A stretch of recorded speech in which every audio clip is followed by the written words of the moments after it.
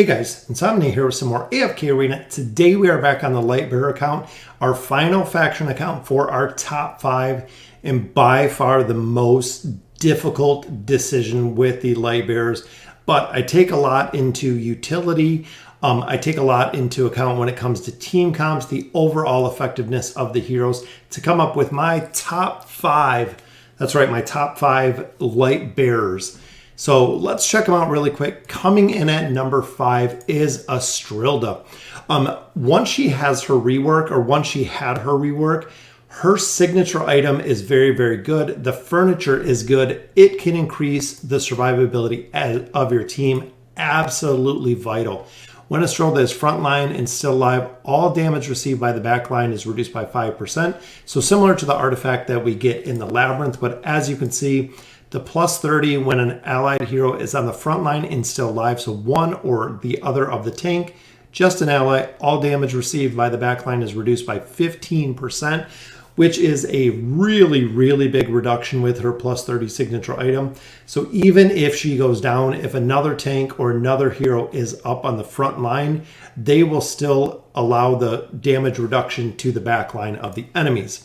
Coupling that with her furniture, very, very powerful. After the first 18 seconds of battle, if all allies are still alive, all non-summoned allies will have their attack rating increased by 10%, defense rating by 20% until the end of battle.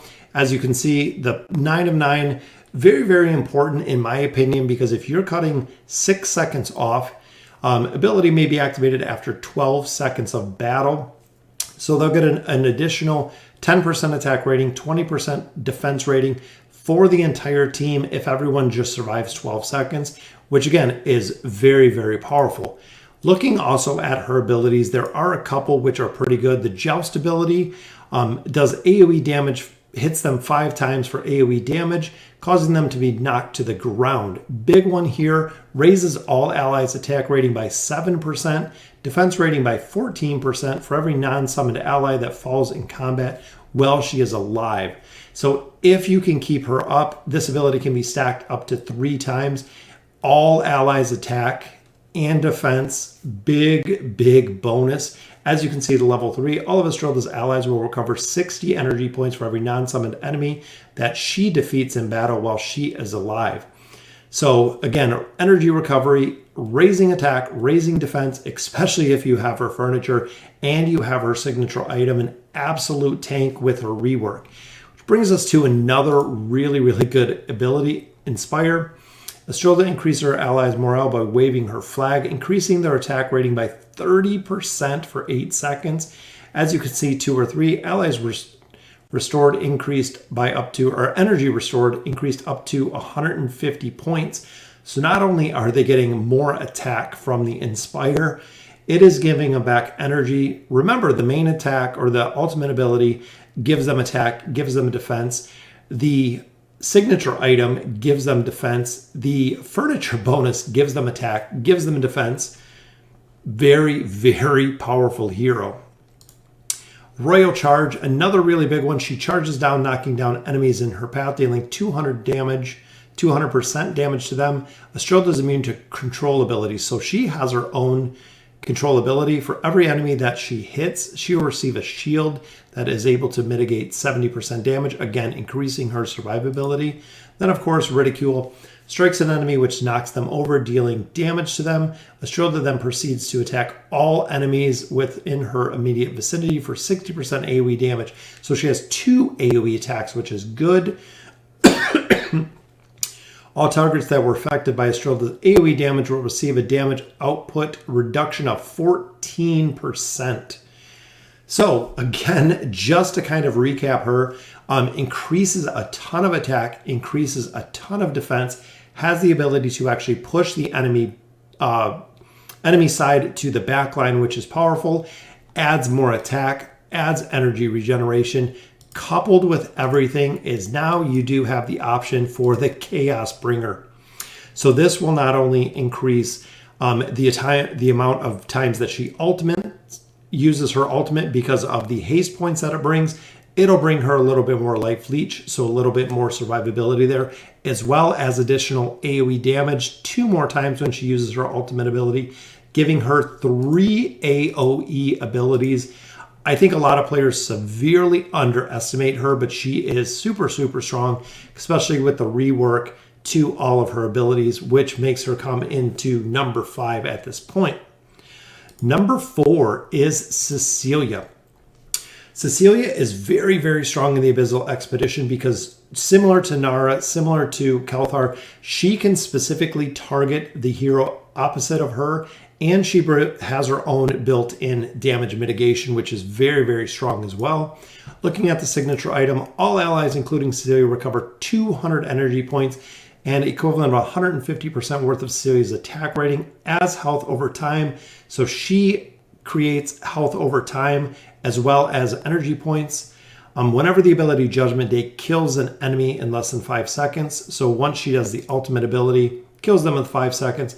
As you can see, the plus 20 on her is really all you need. The plus 30 health recovery rate is increased by an additional 50%, which gives them a total of, as you can see there, 350, so 400% worth of a Cecilia's attack rating as a heal over time. And also they do the energy regen when they kill the enemy, which in itself is good. She does a significant amount of damage, but then coupled with her furniture, after every 4 seconds, Cecilia marks the enemy that has dealt the most damage with one symbol. So this, remember the symbols of sin, because you'll see when we go through her abilities in a minute just how strong the symbol of sins are. As you can see, the 9-piece, using the ultimate ability Judgment Day, marks the enemy with the second highest damage dealt with the symbol of sin. So with her furniture, you'll actually see these symbols showing up above the enemy heroes, and it will go ahead and stack really, really fast, which brings us to Judgment Day. Cecilia summons a Divine Blade upon the head of an enemy, which currently has the most symbols of sin. Now, one of the big things of this is regardless of where the enemy is, she can summon and use Judgment Day.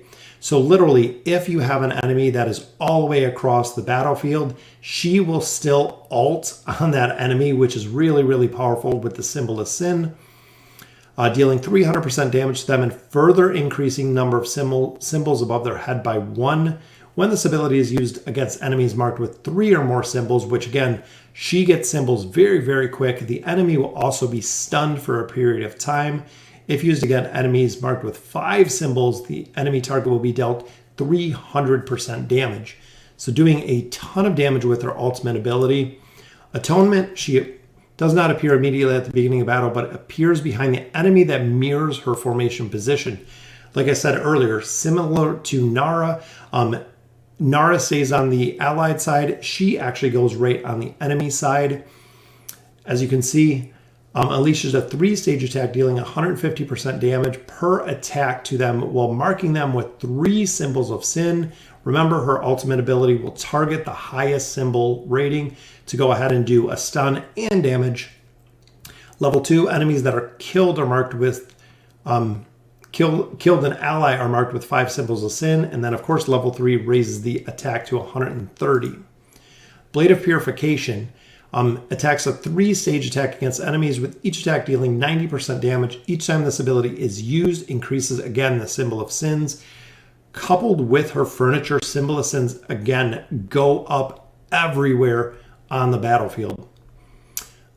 Each time this ability is used, increase the enemy symbols of sin by 1. The damage caused by this ability is increased by 10% for every additional symbol that the enemy is marked with. So you can mark them up to 5 symbols, so 50% damage there. Ability cooldown that is ignored every time a normal attack produces a critical strike, and then damage up to 120%. But this is really the big one, the Devil Trap. She creates a divine circle that encompasses her enemies. All enemies within the divine circle have their attack rating reduced by 60%, further increasing her survivability, which is always the issue we find with the agility heroes, is they die very, very fast. So this reducing their attack rating, not only most heroes just increase their dodge, but she is reducing the attack rating. The first time each enemy tries to exit the circle, it will cause 320% damage, up to 360, as you see right there. Very, very powerful hero. She can ult pretty much on anyone around the map, making her very, very strong. Plus, she does some energy regeneration as well as health regeneration for the team. She is one of the most pivotal heroes that we've seen in the Abyssal Expedition, able to almost solo entire teams by herself, especially with the damage mitigation circle that she creates, making her come into the number 4 slot for the Lightbearer team. Of course, coming in at number 3 is Rose. Rose is the ultimate superpower for the backup of anyone. She will actually follow the hero with the highest attack rating or the highest combat rating and allow them to do more damage. As you can see here, Rosaline raises the attack and defense rating of an ally she is following by 8%, 16%, 30%, and of course her plus 30 raises allies' critical rating and dodge by 25%, while still raising the attack, defense, critical rating, dodge by that 30%, which is crazy. So as you can see, the attack, the defense, the crit rating, and the dodge plus 30 signature item definitely need on Rose for that boosted support. Her ability here, which is interesting, as Rosaline is following an ally around the battlefield, she manifests teacups that she throws at the enemy. This ability is triggered once every 2.5 seconds. The effects of this ability are identical to Crazy Cockery. So every 2.5 seconds, she will go ahead and use this ability. As you can see, the 9 of 9 ability is triggered every 0.75 seconds, which let's take a look at the Crazy Cockery ability that she possesses, which I believe is this one. Rosaline takes out 2 teacups or teapots and hurls them at an enemy, inflicting damage, leaving them stunned. Rosaline will prioritize her attacks against the same enemy as the ally of which she is following. So essentially, you want her to follow your most powerful hero, whether it's Belinda, whether it's Gwen, whoever she follows, you want to increase their damage and you want to increase their overall attack rating and their crit rating. As you can see, the level 2 increases the quantity.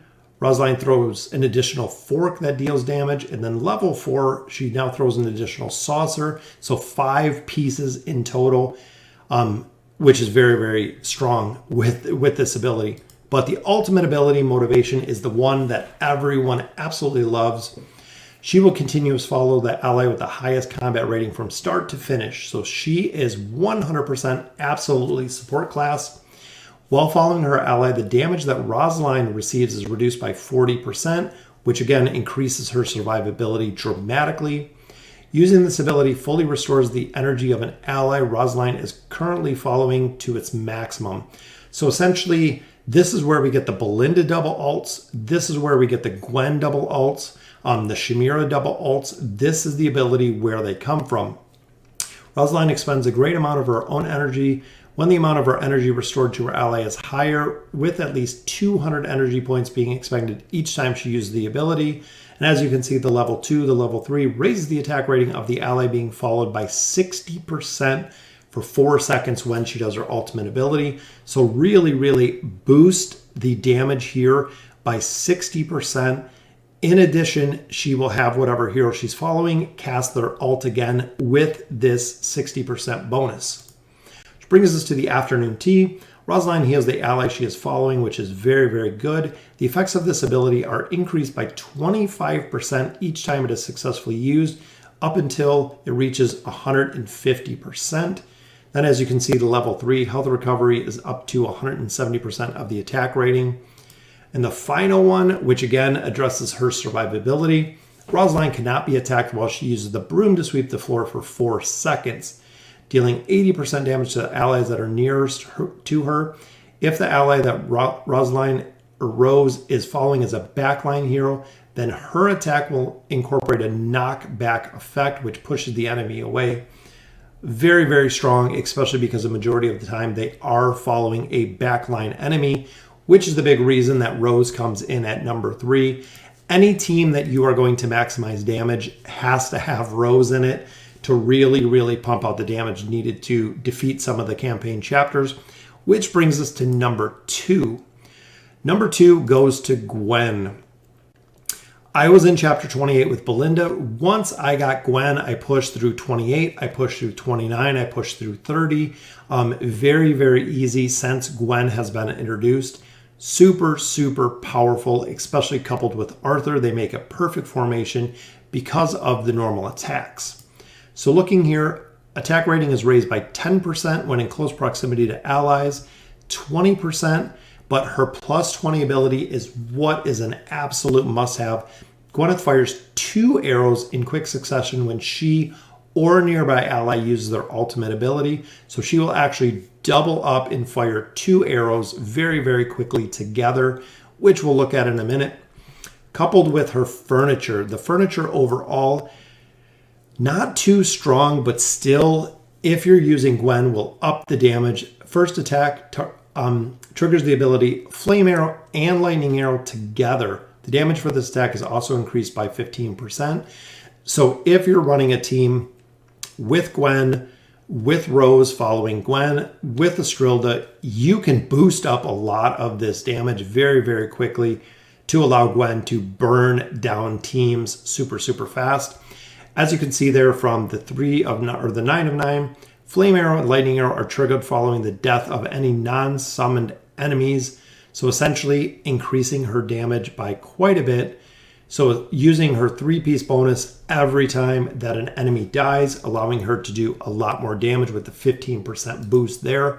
So having her furniture, again, I don't like the 3 of 3 because it's only 1 shot, but the other one you could have up to 4 shots depending on how many enemies you kill, allowing her to really maximize her damage. But looking at her ability, Divine Arrow, Gwyneth fires a Divine Arrow into the sky, which splits into multiple arrows that rains down upon the enemy half of the battlefield. Really, really important to remember. If you're fighting heroes that are on the allied side, you're not going to do any damage with this because no one is on the enemy side of the battlefield. Deals 210% damage to enemies that are struck, will also reduce their attack rating by 90 for 8 seconds. As you can see, level 3 damage is increased to 270. Enemy's attack is reduced by 150.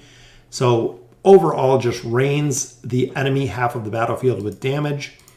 The big one, which right here is the Flaming Arrow.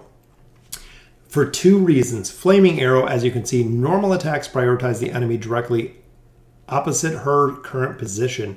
So essentially, if she's in the 3 position, she is going to target the other hero that is in the 3 position. Normal attacks deal high damage but have a low attack frequency. Normal attacks also have a 60% chance to become a Flaming Arrow. The Flaming Arrow deals 220% damage to enemies' impact, causing them to burn for 5 seconds, dealing 40% damage. As you can see, big part, level 4, enemy health recovery is reduced by 50% while burning. So not only taking the damage, but the health recovery is very, very important to get a lot of units down, especially when you're fighting Nemora, when you're fighting Almas, when you're fighting Taylene. The health recovery is a big, big chance. As you can see, level 3 there, normal attacks have a 70% chance to become flaming. Burning Effect deals 60 damage, so up in damage there. Which brings us to Lightning Arrow. This one is very strong as well because stun targets enemy and any enemies hit by the lightning. So normal attack becomes a Lightning Arrow that damages multiple nearby enemies with chain lightning. So not only is it going to damage them, Lightning Arrows can also be combined with Flame Arrows. Following the burning effect of Flame Arrow ability is also affected multiple nearby enemies. So essentially you can chain the Flame Arrows to other heroes, to other enemy heroes. You can chain the Lightning Arrow to other heroes, making her very, very powerful. Strength in numbers, which is her final ability, as you can see. Accuracy is raised by 160%. Crit rating is raised by 30%, which is very, very tough because she puts out a lot of damage and she puts out damage very, very quickly when combined with Rose, which is the reason she comes into number 2. Number 1, of course, my go-to boy, Rowan. Best support in the game. I would say right with Taylene, best support in the game. Makes it absolutely easy with his dazzle effect. Throws gold coins randomly targeting enemies that receive them every 0.5 seconds. If coins are received by an ally, they get energy, and their attack rating will be increased by 30%. Again, giving them an attack rating increase. If they're received by enemies, they'll be stunned. So not only does he provide a crowd control aspect, but an energy regen with an attack rating boost. Super, super powerful with the dazzle effect. Healthy supplies is the biggest one there is, coupled with the signature item. After entering battle, he sets up a supply stall, places 3 healing potions on it. The nearby allies drop below 50%. A potion will be used to receive 30%, which level 3 is 40%. So the reason this ability is so strong and Rowan is absolutely amazing, when a hero drops to 50%, you don't have to wait for a heal. You don't have to wait for a shield. You don't have to hope for Nomura's ult. They will go ahead and automatically drink one of these potions, bringing back 40% of their max health. They can be used every 5 seconds. So essentially, if an enemy team comes out, does a bunch of burst damage to both of your frontline heroes, both of them drink a potion, they'll get 40% each of their max health back. Very, very powerful because it is situational. You don't, again, have to wait for heals. You don't have to wait for shields. This will happen the moment that a hero drops below 50%, essentially saving their life. Next ability is the Avian Assault. The duck attacks the nearest enemy, causing them accuracy points to drop to 120 points for 10 seconds, while allowing Rowan to steal energy. As you can see, steals 120 energy points there, which is very, very cool to see. But the final one, again, is a really, really strong one. When Rowan receives damage that exceeds 10% of his health, he will use his energy to mitigate the damage, causing him to lose energy instead of health. This ability can be used once every 3 seconds. Energy loss from this ability is determined by the damage's mitigation. A maximum of 80 energy points can be used to mitigate damage. Level 2, Rowan recovers 20 energy points per second. So that is just straight up 20 energy points per second. Level 3, energy lost is reduced to 50 energy. So a lot of times when Athalia attacks Rowan, this is what makes Rowan a super solid tank, is his ability to damage control, to mitigate damage, and actually survive. Which brings us to the signature item. Highest priority, Taylene, then Rowan. Those are the 2 heroes you want to build first with signature items. If you don't have Taylene unlocked, Rowan 100% built right out of the gate. After entering the battle, he will set up a stall, which includes an energy potion. When an ally is above 600 points, they will drink the energy potion, replenishing 60 energy. But as you see here, plus 30 energy restored increased to 400 points. Meaning that when an ally hits 600 points, they will drink the potion for 400 points, ulting at that point, which is super, super powerful. Because remember, when the stall is empty, he will refresh it, so he'll get more energy points or more energy potions into the stall, further increasing his ability. Now, furniture, as you can see, completely maxed out here because of the power that it brings, using healthy supplies. So remember, these are the potions when your hero hits 50% health. They will drink the potion. Using potions from healthy supplies, allied heroes will regenerate 1.2% of their own maximum health over 15 seconds. Meaning that they are going to have a heal over time for the next 15 seconds. So not only did they get the 40% boost from drinking the potion, but they're going to get 1.2% per second over the next 15 seconds. And remember, your heroes can drink a health potion every 5 seconds. So this can be up theoretically the entire battle, depending how many potions are in the cart, making him the #1 Lightbearer hero by far. The honorable mention in this team does go out to Lucius. Lucius, a very, very powerful tank. With his shielding ability, his signature item mitigates energy, so energy recovery is actually mitigated. His shielding ability, so his ultimate ability, very, very powerful. He comes with a heal, again with an energy stun, energy reduction, as well as a bless shield. The only thing where Lucius kind of drops off is when you look at late game, when you look at end game, There is no one that uses Lucius because of his survivability, which I was hoping they would really, really address when it came to the barricade. But unfortunately, they do not. This is not going to help much because Lucius has a problem, just like a lot of our tanks, with survival. That's why, again, late game, end game, no one's using Lucius, even completely geared up, even completely SI'd out with furniture because of the survivability issues. He just absolutely gets run over.